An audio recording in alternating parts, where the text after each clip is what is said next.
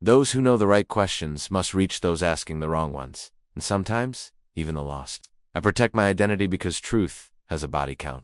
Welcome to the Anarchist File. That's the unspoken truth the culture buries. They'll tell you dating is random, that love finds you when you least expect it, that all it takes is being nice, respectful, soft. Nonsense. The market doesn't reward softness. It rewards strength. It rewards presence. It rewards status. Money without status. Money without status. Wallpaper. Muscles without status. Gym bro. Background noise. But status. Status is the gravitational pull that reorders a room. And here's the irony. Status is contextual. Drop a high school quarterback in rural Texas, and he's Zeus himself. Everyone worships. Drop him in Manhattan, and he's another tourist in an ill-fitting shirt. That's the comedy of it all. You can be a king in one ecosystem, a nobody in another. Jocks rule at Walmart. Nerds rule at Comic-Con, whose high status depends entirely on the frame. But the high-status man, the true sovereign, learns to transcend context.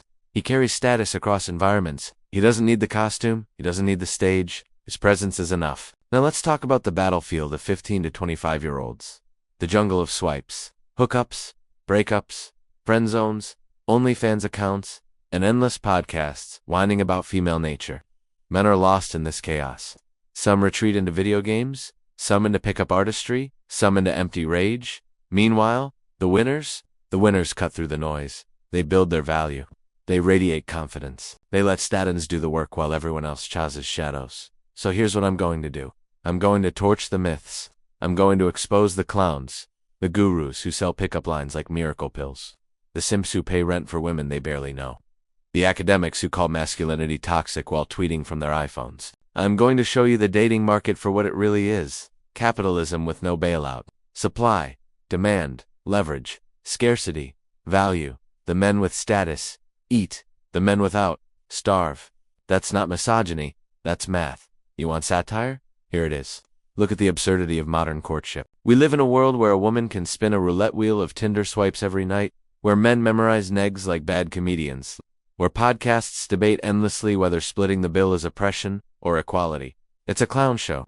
But beneath the clown show lies the darkest truth. Women aren't confused. They're not random.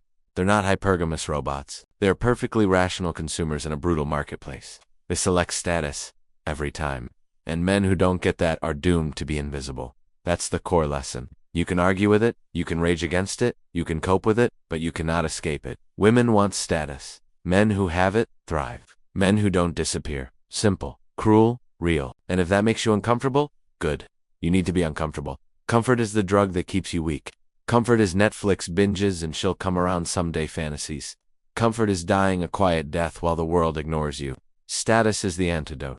Status is the fire that drags you off the couch, into the gym, into the hustle, into the arena. Status is the difference between being wallpaper and being the man the wallpaper frames. So let's step inside. Let's walk through the nightclub, the classroom, the office, the dating apps, the so-called modern romance. Let's see what separates lions from lambs, kings from jesters, men from boys. And let's do it with no apologies, no sugarcoating, no Disney propaganda. Because if you want to survive in the jungle, you don't read bedtime stories. You learn to hunt. Status isn't fixed. That's the first mistake men make. They think high status is a trophy you win once and keep forever. Like a high school Letterman jacket you still wear at 30. Wrong. Status is contextual, dynamic, alive. It changes depending on where you stand, who you're with, and what the environment rewards. That's why so many men peak in high school and crash in adulthood. They were kings of a kingdom that no longer exists. Think about it. In a Texas high school, the quarterback is a god. He can fumble 3 classes, choke on SATs, and still have a dozen cheerleaders begging for his attention. But drop that same guy into Manhattan, and he's just another lost tourist, staring up at skyscrapers, drowning in student loans. The context changed. His kingdom evaporated. Status is not universal. It's localized. And if you don't learn to build status that transcends context, you're doomed to be a one-hit wonder.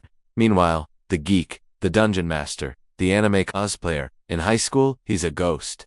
Invisible. Mocked for caring about anything other than sports and prom. But fast forward 10 years, drop him into Comic-Con, or better yet, drop him into Silicon Valley, and suddenly he's the alpha. Suddenly his quirks are currency.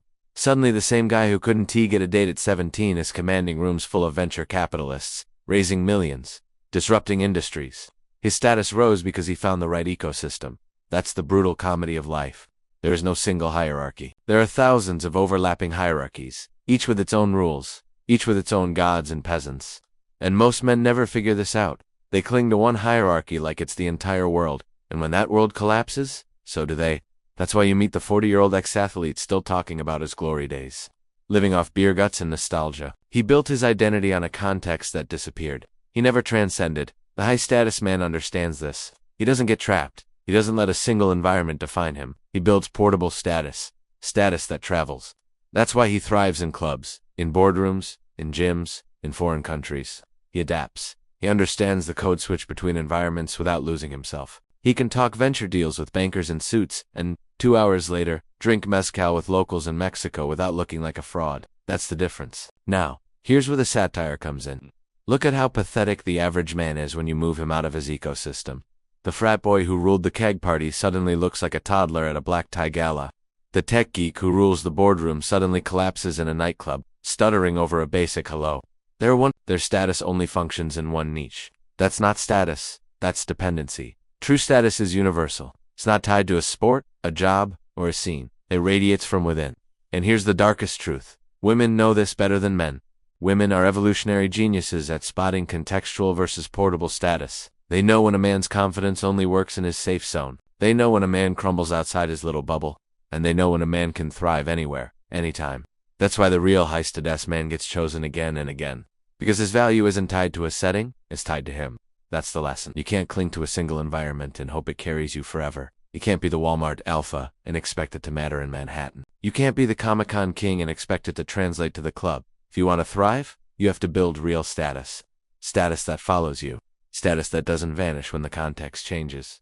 And how do you build it? You build yourself. Not your car, not your Instagram, not your resume. Yourself, your body, your mind, your presence. You become the man who commands respect in any room. Because you know respect is not about the wallpaper. It's about the architecture. That's why in the end, the high-status man isn't bound to one world. He creates his own. He doesn't need to cling to a hierarchy built by someone else. He becomes the hierarchy. He carries it with him. And when people step into his orbit, they know it instantly. This man is not local royalty. He is universal. New York City is the ultimate dating matrix. It's the Coliseum where illusions of status go to die. Out in the suburbs, the accountant with a leased BMW is hot property. In Manhattan, he's invisible.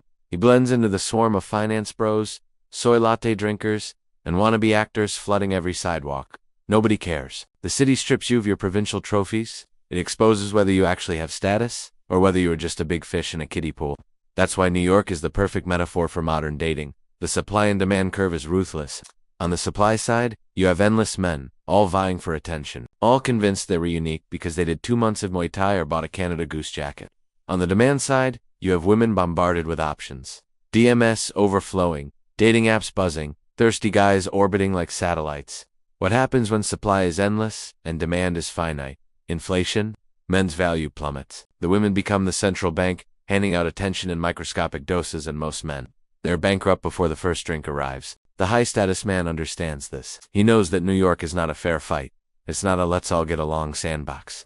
It's a battleground of leverage, and leverage is everything. Who controls the frame? Who sets the terms? Who can walk away without blinking? That's status. Now let's torch the myths. The average guy in the city thinks dating is about hustle. If I just approach more women, I'll win. Wrong. Approaching more without status is like printing more money without gold backing it. You just create inflation. You become noise. You become the 100th guy that night, trying the same recycled banter. Women don't even hear you anymore. Your background's static. Then there's the nice guy strategy. Pay for her dinner, text her good morning, listen to her complaints about her ex. Congratulations. You've become free therapy. You're not her man. You're her emotional tampon. And when she's done draining you, she'll move on to the man who makes her feel something. Nice guys think they're playing chess.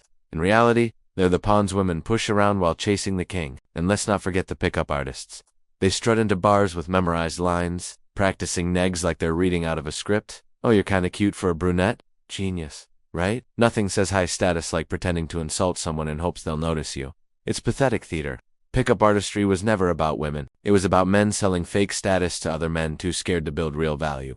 And the proof is obvious. Real status doesn't need tricks. Real status doesn't need lines. Real status speaks before you do.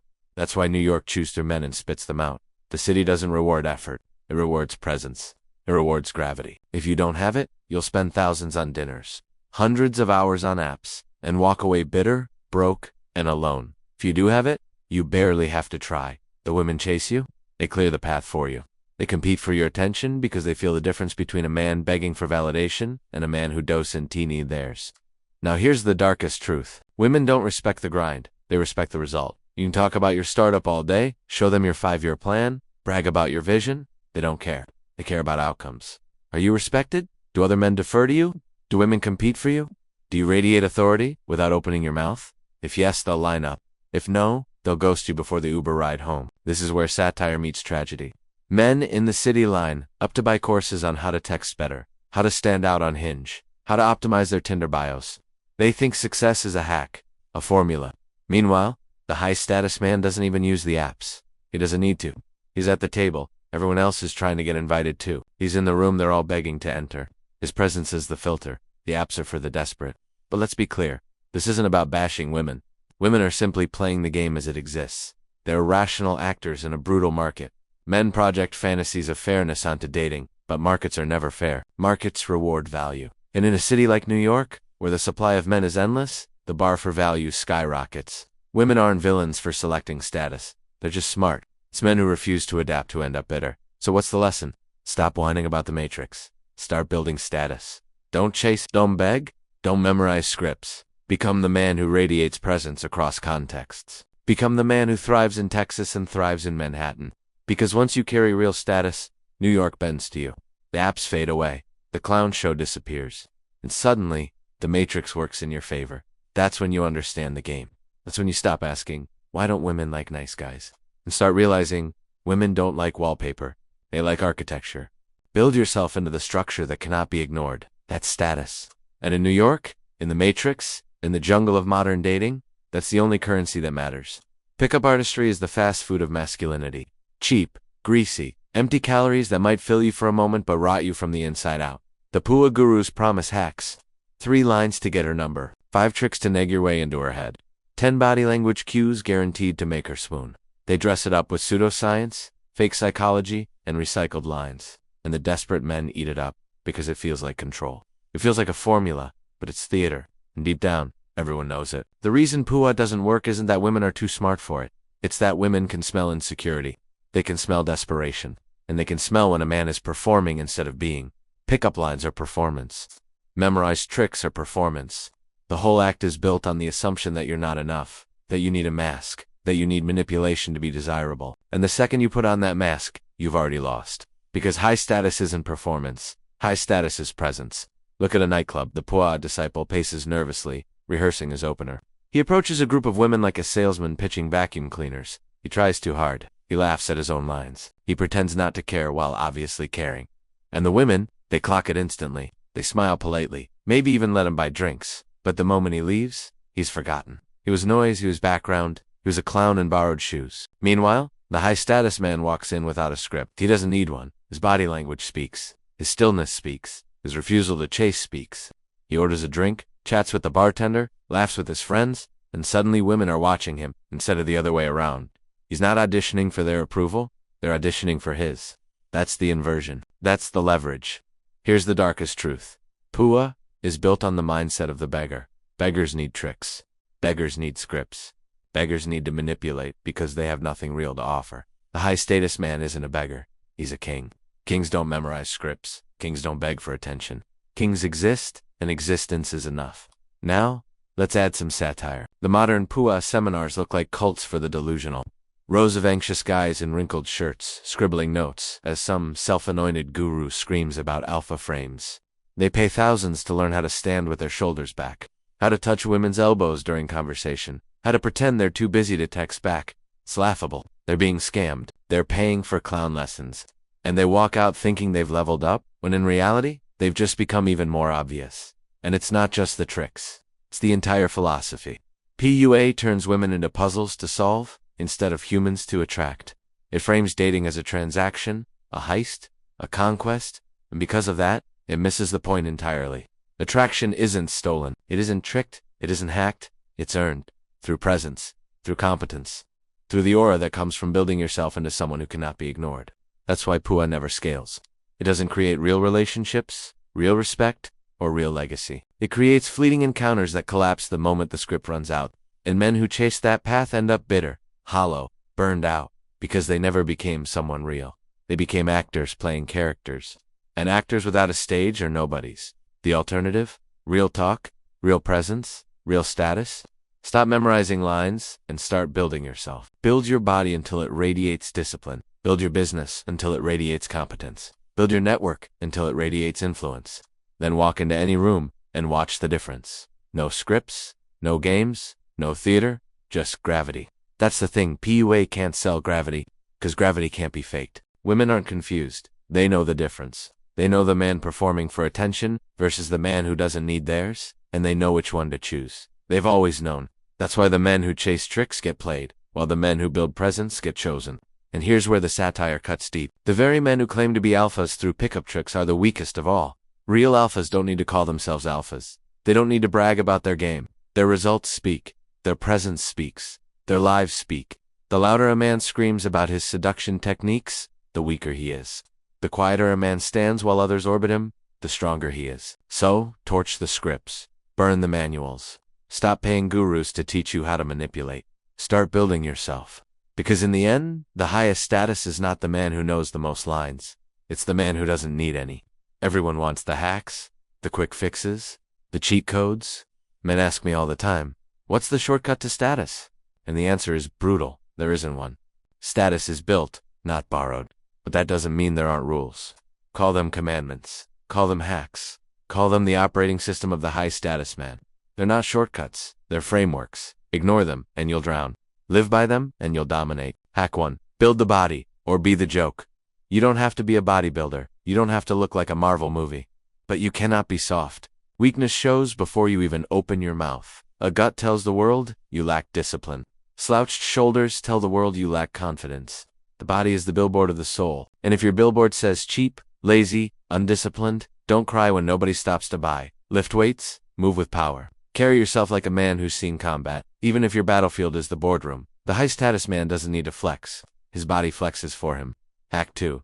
Never chase, always pull. Chasin' is the language of beggars.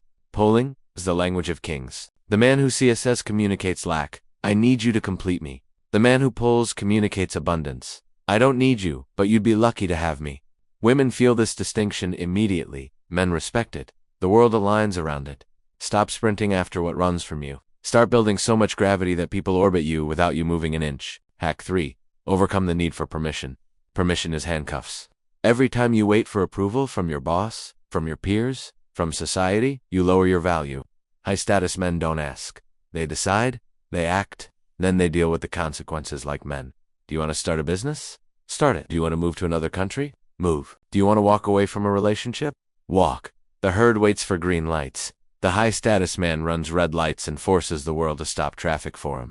Hack 4. Master silence. Words are cheap. Silence is expensive. Low-status men babble, overshare, justify themselves. High-status men let silence do the work. They don't fill every pause. They don't nervously explain. They let others squirm. Silence is a weapon. It creates tension, and tension is power. The man who controls silence controls the frame. Hack 5. Torch weak habits. Gooning, junk food, video games, endless scrolling. These are not hobbies. They're chains. The system wants you hooked, numbed, distracted. Every minute you waste locked into these vices is a minute stolen from your empire. Cut 'em. Not with moderation, not with balance. Cut 'em. Replace them with iron, with books, with building. Every habit either compounds or corrodes. Choose wisely. Hack 6. Own assets, not toys. The herd buys toys to signal wealth. Cars, watchers, sneakers. All liabilities dressed as trophies. The high-status man buys assets. Assets don't depreciate, they appreciate. Assets work while you sleep. Assets make your toys free. Don't buy a Rolex to look rich. Buy an asset that pays you enough to wear a Rolex without noticing the cost. Assets are the difference between he is showing off and he is untouchable. Hack 7. Leverage networks. Status isn't built in isolation. Lone wolves starve. Lions run in prides. Build a network of winners. Men who win, men who build, Men who refuse to kneel. Surround yourself with people who raise your baseline. If you're the highest status man in your circle is too small. Networks amplify status. 1 respected man is a target. 10 respected men are a movement. Hack 8. Be unreachable. Scarcity is power. The man who's always available is never valued. Stop answering every call. Stop replying to every text instantly. Stop showing up at every invitation. High-status men are scarce. Their time is sacred. Their presence is rare. And when you do show up, it matters. Because scarcity creates demand. Hack 9. Laugh at the system. The system thrives on fear. Fear of taxes? Fear of bosses? Fear of judgment? Laugh at it. When the IRS sends their letters? Laugh. When HR lectures about inclusive language? Laugh. When the mob tries to cancel you? Laugh. Fear feeds the parasites. Laughter starves them. The high-static man is untouchable because he refuses to take the circus seriously. Hack 10. Build the legacy. This is the hack above all hacks. Legacy is the multiplier of status. Anyone can buy toys. Anyone can get attention for a season. But legacy outlives you. Build something that remains. A family that carries your name. A company that prints cash long after you're gone. A body of work that nobody can erase. Legacy is immortality. The man without legacy dies when his heart stops. The man with legacy lives forever. Now let's pause and be brutally honest. None of this is optional. You can try to cut corners, but the market will punish you. The world doesn't hand out participation trophies. The dating market, the money market, the respect market, all are governed by the same laws. Value wins. Weakness loses. You don't negotiate with reality. You either align with it or get crushed. That's why the hacks aren't life tips. They're laws. Gravity doesn't care if you believe in it. Status doesn't either. The man who builds himself sus. The man who refuses sinks. Simple. Final. And here, the satire hidden in all of it. The herd will laugh at you for following these hacks. They'll call you extreme. They'll call you toxic. They'll call you obsessive. They'll mock you for lifting weights, for cutting porn, for being scarce, for refusing permission. But watch them closely. Mockery is envy, wearing a mask. They don't hate you. They hate themselves for not doing it. They don't resent your hacks. They resent their weakness. So let them laugh. Let them sneer. Let them call you names. Because every minute they waste mocking you is a minute you're compounding status. And when you're untouchable, when your empire stands, when your legacy echoes, they'll be forgotten. You'll be remembered. So, what have we learned? So that the world is a stage, but most men are extras. That status isn't handed out, it's seized. That women don't want your nice, they want your gravity. That money alone won't save you, because money without presence is wallpaper. That the herd is programmed to mock what they secretly crave, and that weakness has been institutionalized as virtue. But you've seen through it. You understand the dating matrix isn't random. It's not chaos. It's a marketplace. Brutal, yes. Unfair, yes. But honest. It rewards value. It rewards presence. It rewards the man who refuses to kneel, refuses to perform, refuses to ask permission. That's the difference between you and them. They chase apps, scripts, seminars, hacks. You build yourself. They buy trinkets to signal worth. You radiate worth from the inside out. They cling to a single context, the football field, the frat house, the safe little bubble, and collapse when that bubble bursts. You build status that transcends context. You are the architecture, not the wallpaper. And here's the truth they'll never admit. When you live this way, the game bends around you. You stop chasing and start pulling. You stop begging and start filtering. You stop being one of the many, and you become the one they whisper about when you leave the room. That's not arrogance. That's sovereignty. The high-status man doesn't need everyone to love him. He doesn't need everyone to understand him. He only needs to live free. To build his body, his wealth, his presence, his legacy. To laugh at the circus instead of dancing in it. To become a force so undeniable that even his enemies cannot ignore him. So the next time someone tells you, just be yourself, laugh. The next time someone tells you money doesn't matter, laugh. The next time someone tells you masculinity is toxic, laugh. And then do the opposite. Build, discipline, risk, refuse. Because in the end, when the noise fades, when the parasites collapse, when the herd forgets, only the high-status men will remain. And when the lights go down, when the music fades, and when the club empties, there will be one question on every. The story isn't over. This was the Anarchist File.